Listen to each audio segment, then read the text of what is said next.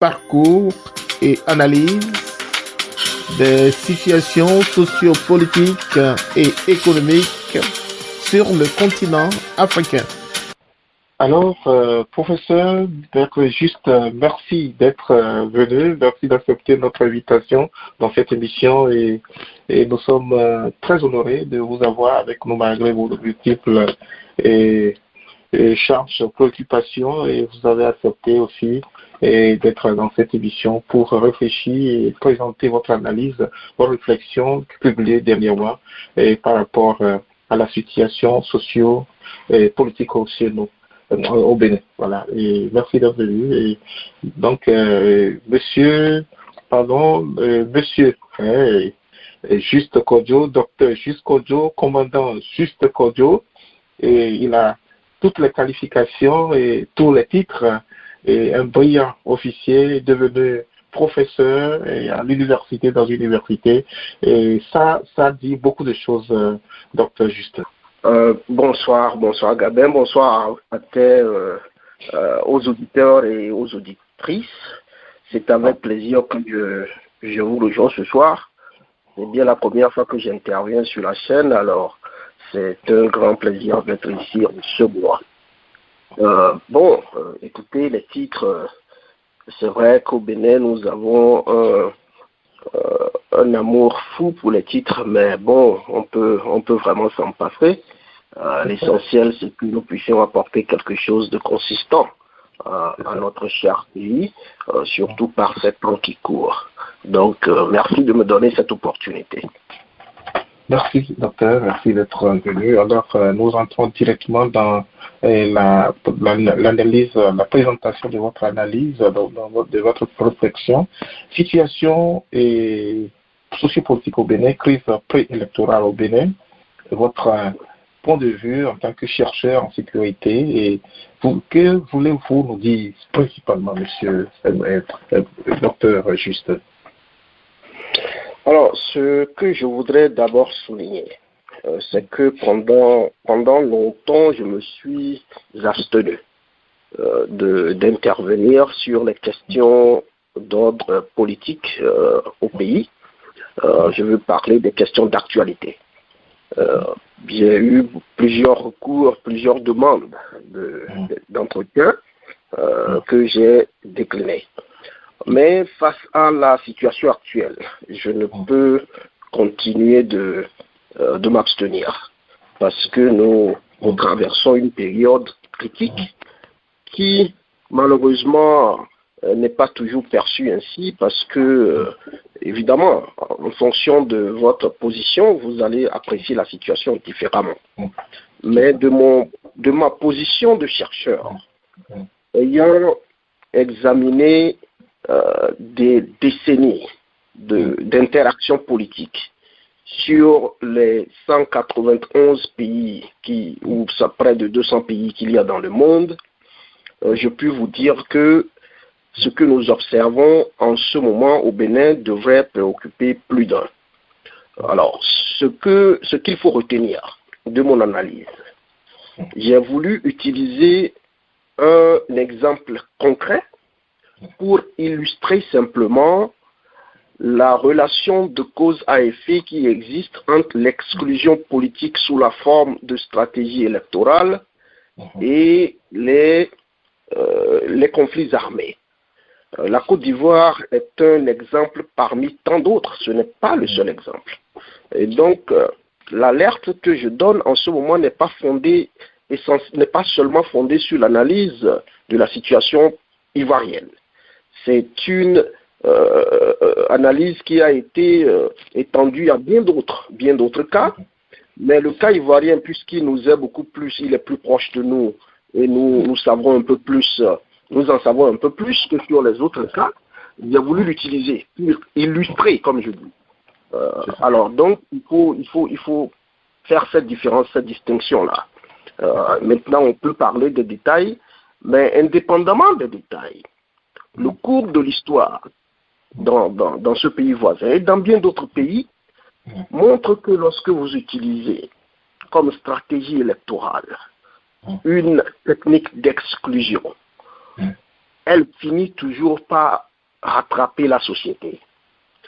Certainement pas dans l'immédiat, comme je l'ai dit dans l'analyse, l'exclusion tend à produire des bénéfices immédiats à ceux qui l'utilisent. Malheureusement, ces bénéfices s'obtiennent au détriment de la paix future. Je dis bien future. Et je ne peux ici prédire dans combien de temps cela aura des conséquences, mais une chose est évidente, elle finira par avoir des conséquences. Parce que ceux-là qui utilisent cette stratégie aujourd'hui pourraient se retrouver de l'autre côté demain face à des gens qui utiliseraient aussi la même stratégie. Bref, cette stratégie devient un peu, quand vous érigez ça en précédent, ça veut dire qu'à tout moment, tous les autres peuvent en faire usage et à des moments donnés, nous nous retrouvons dans une situation où il n'y a que le chaos qui devient un peu comme l'issue inévitable. Et c'est ce qu'il faut éviter justement. Voilà, merci, docteur. Voilà, nous recevons pour chers auditeurs dans cette édition Triangle, le docteur Juste Kodjo qui a accepté d'être avec nous sur l'analyse de la crise sociopolitique au Bénin. Il a sorti un document, il a sorti une réflexion, je veux dire, et qui porte essentiellement sur cette analyse, sur les risques que court ce pays en allant dans ce sens de la décomposition du système politique. Alors, il s'inquiète du cas précédent dans la sous-région, et donc il nous a très bien illustré avec le cas ivoirien. Donc maintenant, nous, docteur, nous avons depuis un certain temps observé une certaine tension entre les deux parties actuellement, et le code électoral qui a été taillé sur mesure, certains disent, et qui n'est pas favorable à l'opposition. Et dernièrement, il a fallu l'intervention du président Talon pour essayer de créer une porte de sortie ou de viser ou d'orienter l'Assemblée vers une porte de sortie de crise. Et malgré tout cela, on continue depuis quelques jours de traverser, d'envenimer la situation au niveau de l'Assemblée. Et vous pensez qu'il y a justement une solution pour une crise pareille? Oui, absolument, il y a toujours des solutions.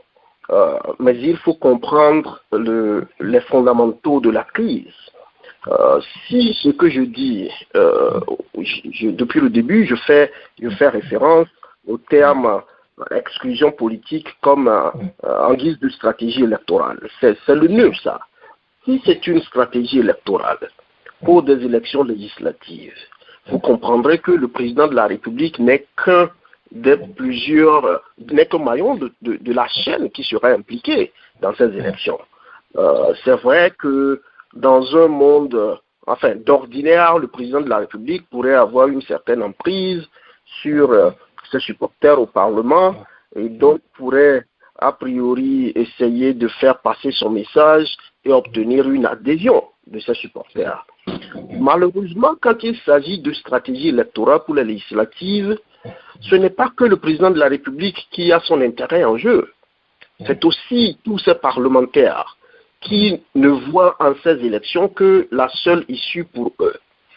Alors, lorsque les tentatives de règlement de la crise occultent cet aspect, vous allez perdre du temps. Vous allez tourner autour du pot, un peu comme on dit, mais les véritables acteurs qui voient leur intérêt menacé ne vont pas coopérer tant que vous n'allez pas les inclure dans la procédure de résolution de la crise. Alors, je veux croire ici que dans le cas d'espèce au Bénin, il y a eu des démarches en direction du président de la République, en direction des partis dits d'opposition, mais je vois très peu d'actions en direction des membres de la majorité parlementaire. Parce que, à la fin, un peu comme on dit, au finish, c'est eux qui vont devoir adhérer à n'importe quelle solution qui aurait été trouvée. Voyez-vous. Et donc, parce que eux, ils voient la stratégie électorale du moment la meilleure forme pour eux pour garantir leur retour à l'Assemblée. Et lorsque vous voulez changer cette stratégie sans les impliquer, si le chef de l'État le fait sans les impliquer, il va évidemment se voir confronté à une résistance du côté du Parlement. Et apparemment, c'est ce que nous observons en ce moment. À moins de trouver un moyen d'impliquer ces acteurs au niveau du Parlement, de leur donner des garanties, à moins de leur donner des portes de sortie ou des ouvertures possibles, je ne vois pas comment cette crise pourra être résolue.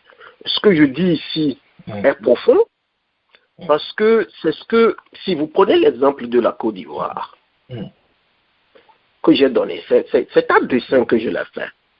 Je suis parti des tractations de 1994. Et ce n'est qu'en 1999 que nous avons vécu la première grande conséquence de cette tractation, donc 5 ans après. Et puisque cet incident de 1999, notamment le coup d'État, n'a pas résolu le fond du problème, ils sont revenus à la charge 3 ans après, en 2002. Donc, pour dire, un problème qui a été créé en 1994 n'a eu de véritables conséquences que 5-8 ans après. Alors, ce que nous observons, ou ce que nous avons observé en 1994 en Côte d'Ivoire, c'était autour de cette histoire d'ivoirité. À un moment donné, le président Bédié était prêt à modifier les nouvelles dispositions qui instituaient l'ivoirité en Côte d'Ivoire. Mais la grande résistance qu'il a trouvée était au niveau du Parlement. Et donc, c'est par concession au Parlement que finalement, d'ailleurs, cette mesure a été étendue aux étrangers, pas seulement pour les présidentielles, mais aussi pour les législatives. Et donc, c'est ça le nœud de la question, voyez-vous. Et tant que vous n'avez pas réglé cette question de fond, parce qu'actuellement, il est un fait que beaucoup d'acteurs parlementaires estiment que la stratégie du moment, le forcing du moment qui est apparemment en cours, est leur seule voie de succès. Et à moins de leur trouver des alternatives. Et là, c'est pour ça que je dis, il appartiendra au chef de l'État d'exercer un type exceptionnel de leadership. Mais aussi, il faudra que l'ensemble de la classe, pas seulement de l'ensemble de la société, qu'elle soit interne ou externe, exerce aussi une certaine pression sur ces acteurs parlementaires. Parce que c'est là que se trouve le nœud de la crise. Si le président de bonne foi décide d'aider à dénouer, a priori, il va avoir un ralliement, mais je doute que ce soit un ralliement total. Voyez-vous. Et donc, je crois que ceux qui sont impliqués savent de quoi je parle. A priori, nous qui sommes dehors ne maîtrisons pas toujours cette dynamique-là, mais ceux qui sont à l'intérieur et qui sont directement concernés, ils le savent. Et donc, moi, je crois qu'il est temps, il est important qu'on essaye d'être réaliste un peu dans la recherche de solutions. Je n'ai pas je n'ai pas la solution exacte parce que je ne suis pas impliqué dans le processus. Je ne maîtrise pas quelles sont les positions exactes des uns et des autres, mais même du dehors et de mon point de vue de spécialiste, je me dis que le nœud sera au Parlement. Sociopolitique au Bénin, et une analyse du docteur Juste Kodjo dans cette émission Triangle. Les lignes ont du mal à bouger au niveau de l'Assemblée, même après la sortie du président Talon et sur des possibilités de solutions et avec l'assouplissement de sa position visiblement accueillie par les populations, une démarche qui lui a permis de rencontrer certaines personnalités de la classe politique et le peuple béninois attendait que les lignes bougent, mais depuis ça ne bouge pas Et pour certains, il serait encore plus facile de régler ce problème en proclamant la dissolution de l'Assemblée. Est-ce que c'est possible dans un cadre pareil, docteur?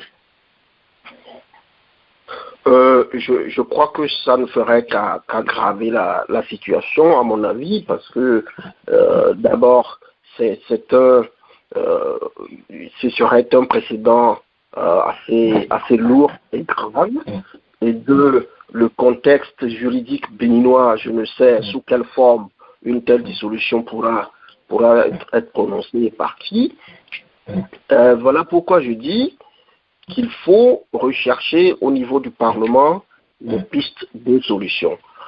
Parce que si vous faites, c'est-à-dire autant ceux qui sont du bloc majoritaire, comme on dit, souhaitent faire du forcing. Si vous imposez aussi une solution de forcing, ça veut dire que vous ne faites qu'aggraver la situation. Voyez-vous. Et donc, il faut pouvoir trouver la formule. C'est vrai qu'à l'heure actuelle, il va être difficile de rallier ceux qui voient en l'exclusion une opportunité politique. Ça va être difficile, mais ce n'est pas impossible. Il y a le chef de l'État a des possibilités d'offrir des voies alternatives à ces gens. Il n'y a pas que le Parlement pour eux. L'essentiel, c'est de leur garantir des issues, voyez-vous. Au cas où, parce que la crainte, c'est quoi? Au niveau des parlementaires, du moins, en tout cas, du moins. La crainte, c'est que en incluant tout le monde dans la compétition, ils pourraient ne pas revenir au Parlement. Alors, si c'est ça leur crainte fondamentale, il appartient donc aux chefs de l'État et à tous ceux qui ont à charge de la gestion du pays de trouver des terrains d'atterrissage, si vous voulez un peu pour parler terre à terre, pour ces gens, s'ils revenaient, s'ils ne revenaient, ils ne retournaient pas au Parlement. Donc ça, c'est une première piste. La deuxième piste, ou ce que je dirais, la deuxième possibilité, si cette tentative de forcing est aussi due au fait que le chef de l'État a peur de perdre sa majorité au Parlement, bon, là, ça veut dire que la solution se retrouverait beaucoup plus à son niveau qu'au niveau des parlementaires. Dans les deux cas, je crois qu'il faut il faut que les deux, et le chef de l'État et la majorité au Parlement, soient convaincus que nous sommes actuellement dans une situation où si nous continuons ainsi, nous sommes en train de préparer le terrain pour un chaos futur. J'insiste sur le futur parce que beaucoup de gens, quand ils regardent le contexte d'aujourd'hui, pourraient ne pas voir la possibilité d'un chaos, voyez-vous. Mais ce n'est pas parce que le chaos n'est pas immédiat, n'est pas possible dans l'immédiat, qu'il ne sera pas possible dans un moyen terme ou long terme. Toujours à partir des précédents que nous aurions posés aujourd'hui. Voilà pourquoi il faut faire attention à ce qu'on fait, tant dans la résolution de la crise que dans la mise en œuvre des solutions à venir.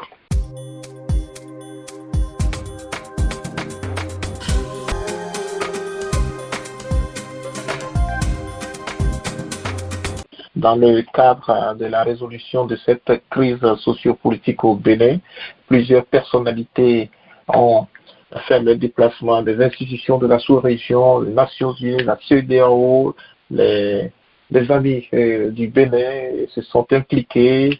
Le président Talon s'est penché vers les anciens de la nation, des anciennes personnalités telles que le président Nicéphore Soglo. Et à cette rencontre, on a eu un message qui était considéré comme la fumée blanche qui devrait déjà, pour certains, la sortie définitive de cette crise. Et maintenant, les choses sont encore en blocus à l'Assemblée. Et pour le docteur, il faudrait effectivement, il faudrait aussi faire une démarche vers la majorité parlementaire.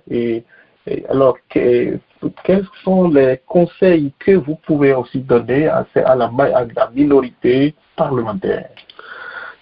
Alors, la minorité parlementaire doit aussi comprendre que, en tant qu'acteur politique, ils doivent comprendre qu'une résolution de la crise ne peut être que politique. Et ils doivent aussi, s'ils comprennent un peu mon raisonnement, le raisonnement que j'ai mené jusqu'ici, ils devraient être en train aussi, dans les coulisses, de démarcher des membres de la majorité parlementaire. Parce que, écoutez, tous ces gens ont travaillé ensemble dans un passé récent. Ils ont mangé ensemble à la même table dans un passé récent. Ils ont mangé dans le même plat dans un passé récent. Alors je veux croire qu'il y a encore des liens qui sont là.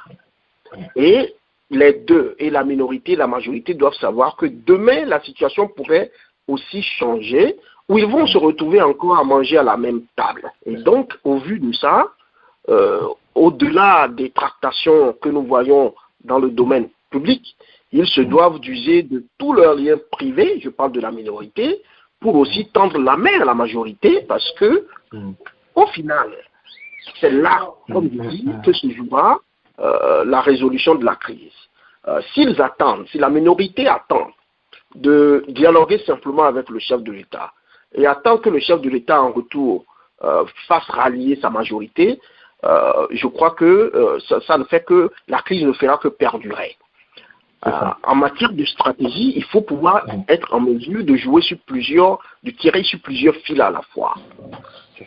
Encore que, jusqu'ici, j'ai mené un raisonnement pour dire que j'ai supposé, ma prémisse, c'est que le chef de l'État a accepté de bonne foi de faire des ouvertures. Ok? Je pourrais me tromper. Je pourrais me tromper, comme quoi le chef de l'État, peut-être, ce n'est qu'une façade. Et si c'est le cas, ça veut dire que la minorité doit rechercher des pistes alternatives. Et cette piste alternative, l'une de ces pistes alternatives, justement, serait de démarcher, un peu comme on dit en langage terre à terre, démarcher la majorité parlementaire, contourner un peu le chef de l'État, tendre la main à la majorité parlementaire dans les coulisses, parce que, comme je dis, tous ces gens ont mangé à la même table dans un passé très, très récent. Donc, il doit y avoir des possibilités. Et comme je dis, ils sont sur un terrain politique, ils peuvent se faire des concessions mutuelles au plan politique, quitte à donner une certaine garantie à certains membres de la majorité parlementaire qui seraient prêts à être, comme on dit souvent, à être des modérés un peu. Parce qu'il y a les extrémistes dans chaque situation, mais il y a aussi toujours des modérés. Donc il faut identifier les modérés, leur donner des garanties, leur donner des assurances. Et puis, bon, je crois qu'une coalition pourrait se former. Et c'est seulement à cet instant qu'on pourra trouver une issue. Voilà, absolument. Maintenant, malheureusement, ça c'est, comme je dis, je parlais là en stratège, voyez-vous. Mais le contexte béninois actuel est un peu délicat. Parce que c'est vrai, j'ai dit, tous ces gens ont mangé récemment ensemble, ils étaient du même côté ensemble, mais aussi, il s'est installé au fil des ans une certaine crise de confiance. Et ça, c'est un point important. La crise de confiance au Bénin est profonde, voyez-vous. Or, en matière de coopération, de stratégie, si vous voulez, c'est la base. La confiance est la base de toute négociation. C'est la base de la résolution de n'importe quelle crise. Voyez-vous. Et dans ce cas, il faut des concessions. Dans ce cas, oui, il faut le consensus, mais malheureusement, s'il y a crise de confiance, vous comprenez que les acteurs auront du mal à accepter un deal qui vient de l'autre côté parce qu'ils ne se font plus confiance. Voyez-vous. Et donc, la seule solution, c'est qu'un acteur, une tierce personne ou une tierce organisation avec suffisamment de crédibilité qui pourra donc rallier les deux camps. Parce qu'à l'étape telle que je vois les choses, ils ne se font plus confiance. Ni ceux de la majorité entre eux, ni entre la majorité et la minorité. Et là même, on va maintenant dans une situation où la classe politique de plus en plus manque de confiance aux institutions, à nos institutions. Voyez-vous, la Sénat qui jusqu'à un passé récent avait quand même beaucoup de légitimité, aujourd'hui semble être de plus en plus décriée. Et ce n'est pas bon pour la cohésion sociale, parce que cette crise de confiance, elle va avoir des conséquences assez graves lorsqu'il va avoir une crise.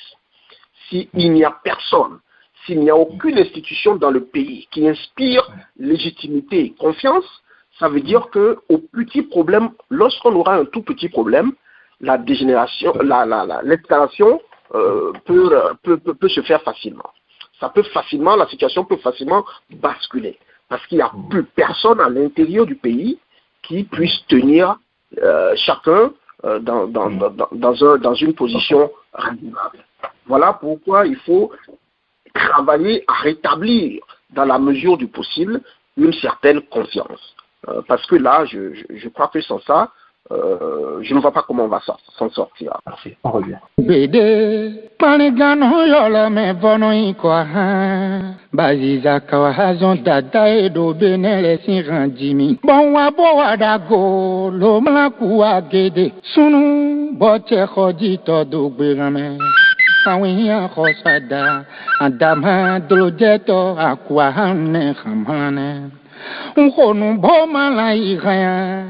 Lo malache khobo malatoli o makito to debo o dodo tonda do tengume beranche jalo.